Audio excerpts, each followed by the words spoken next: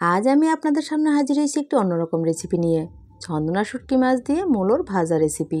সকলকে আমার চ্যানেলে স্বাগত জানিয়ে শুরু করছি আজকের রেসিপি। তাহলে চলুন রেসিপি শুরু করা যাক। আমি নিয়েছি এখানে 3টে মতো মূলোগুলোকে আমি একটু ছোট ছোট করে কেটে নিয়েছি, যাতে করে গ্রেটারের সাহায্যে গ্রেট করতে সুবিধা হয়।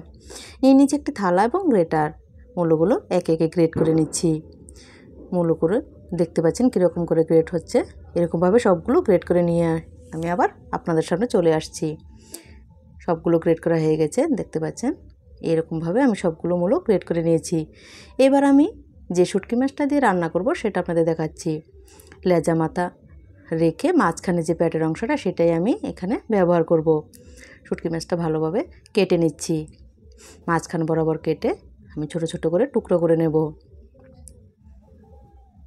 দেখতে পাচ্ছেন, এই মূলো ভাজা রেসিপিটা খুবই সুস্বাদু হয়। যারা শুটকি মাছ খেতে ভালোবাসেন আশা করি তাদের ভালো লাগবে। শুটকি মাছগুলো কাটা হয়ে গেছে। এবার পরবর্তী পদক্ষেপ, ওভেনে কড়াই বসিয়ে দিয়েছি। কড়াইতে মূলোগুলো বসিয়ে দিলাম।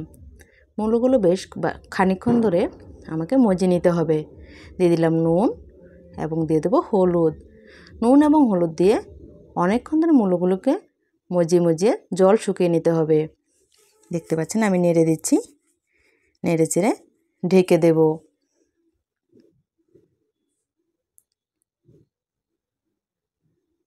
বেশ কিছুক্ষণ পর আমি আবারও চলে এসেছি। দেখতে পাচ্ছেন অনেকটা জল শুকিয়ে গেছে। আরও বেশ কিছুক্ষণ ধরে হতে হবে। আমি আবারও কিছুক্ষণ ধরে জালে জালে শুকিয়ে নেব। এবার অনেকটা হয়ে গেছে। এই কড়াইটা নামিয়ে আমি আরও একটা অন্য কড়াই বসিয়ে দিলাম। দিয়ে দিলাম পরিমাণ মতো তেল। এখানে আমি সরষের তেল ব্যবহার করেছি। যে শুটকি মাছগুলো আমি কেটে রেখেছিলাম সেগুলো তেলে দিয়ে দিলাম। এবার মাছগুলো ভালোভাবে ভেজে নেব।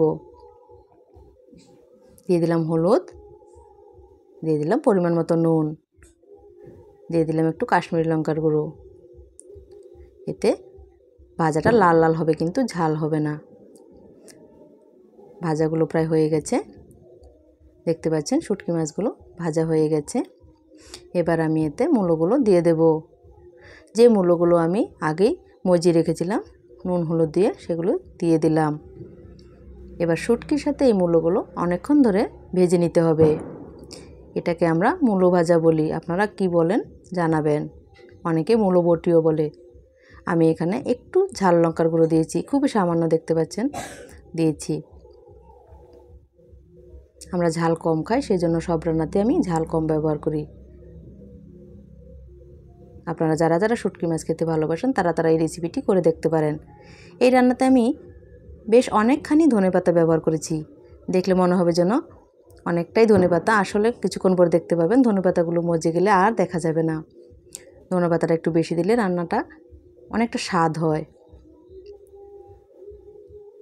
দেখতে পাচ্ছেন অনেকগুলো মূলো নিয়েছিলাম, মজে কতটুকু হয়ে গেছে। মূলো ভাজাটা হয়েছে কি না এভাবে নেড়ে যখন দেখবেন উল্টে গেছে, তাহলে বুঝে যাবেন মূলো ভাজাটা হয়ে গেছে। এভাবে আমি 2-3 বার নেড়ে তারপরে নামিয়ে নেব। মূলো ভাজাটা অনেকটা হয়ে গেছে। এবার আমি আরেকবার নেড়ে তারপরে নামিয়ে নিচ্ছি। ভিডিওটা যদি আপনাদের ভালো লাগে তাহলে লাইক শেয়ার সাবস্ক্রাইব করে দেবেন।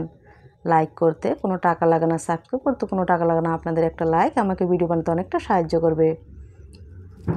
আমি নামিয়ে নিচ্ছি মূলো ভাজাটা। দেখতে পাচ্ছেন কতটুকু লোভনীয় হয়েছে। ভিডিওটা দেখার জন্য সকলকে অসংখ্য ধন্যবাদ।